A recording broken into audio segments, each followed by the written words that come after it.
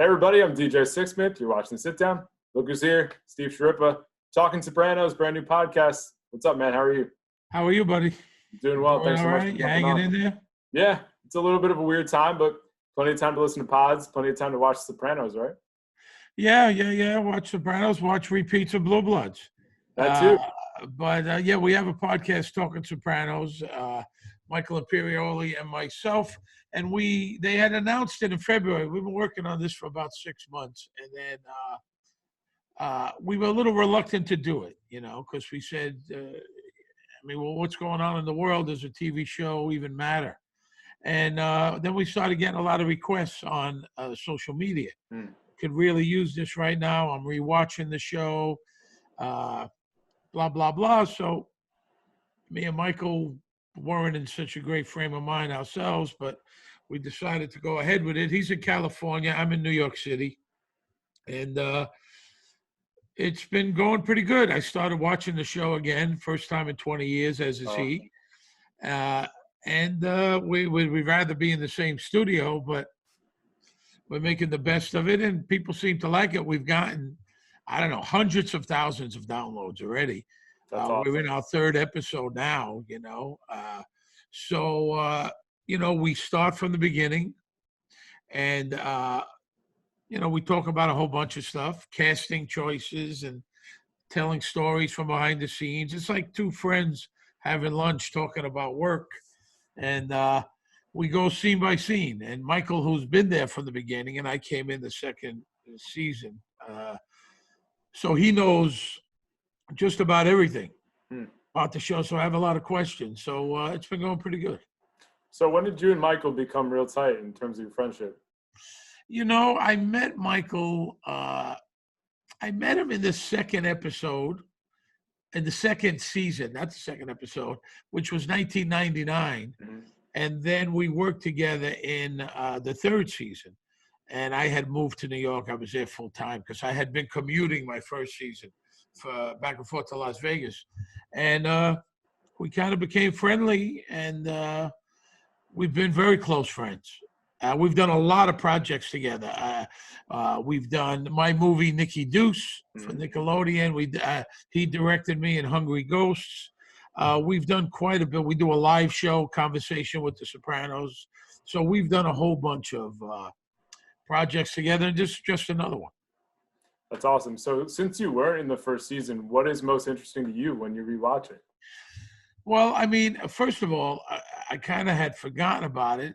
It is so funny and laugh out loud funny.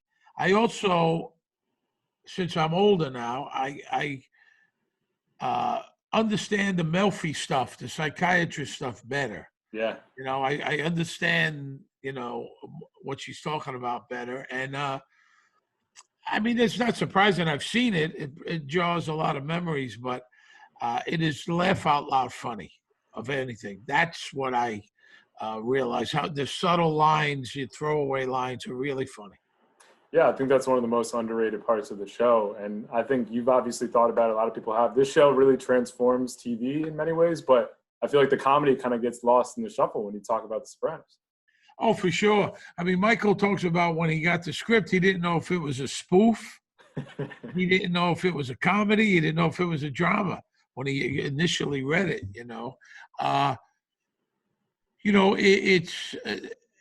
what I think, what episode 5, College, where Tony takes his daughter up to visit schools, as so many of us have, and he sees the snitch and he murders him.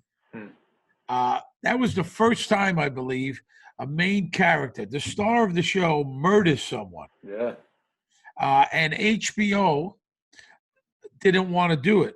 They said if Tony Soprano murders someone, we're going to lose the audience. They were against it completely about showing this. And David Chase said, well, if he doesn't kill this guy, he's going to lose the audience, because that's what he's all about. He's a member of the mob. He's a murderer. He's a bad guy. The oath is the whole thing. And they listened to David, and then the show took off. So that was a real moment that changed things around in the 5th episode of the first season. And like I say, I joke, but I mean, you don't see Joey from Friends murdering someone. I don't think Kramer ever murdered anyone. No, So definitely not. this is the first time that happened. Then, of course, you have the anti-heroes and Breaking Bad and S.H.I.E.L.D. and so many shows after this. But we rooted for Tony Soprano, even though he was a bad guy. You mentioned the fact that David Chase pushes back in terms of the murder there. What was it about him that really stuck out to you and all the time you guys spent together? I mean, you want to talk about a genius. I mean, this guy, he auditioned everyone. He was always there.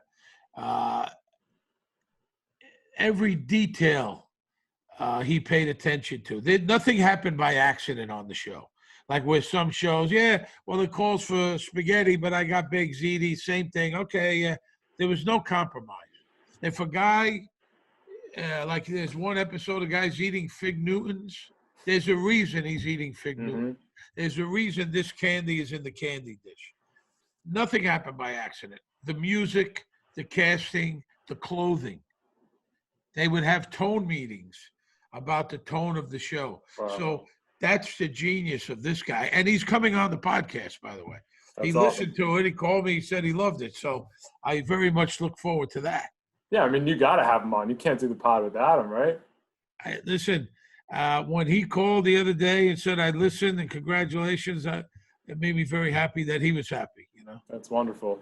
So when you think about your experience, what do you remember about first auditioning for the show? Well, I had a full-time job in Las Vegas, and I had been acting for a few years, dabbling, you know what I mean? But I never even thought of it as a career. And I came to New York for a wedding, and I read for the role of an FBI agent. And she said, I don't see you as that, read this. And I co-read Bacala, and I came back a week later and auditioned for that, and I got it. They called me the next day, and I did 6 episodes, and then I became a full-time cast member the following season, season 3. So it's pretty amazing.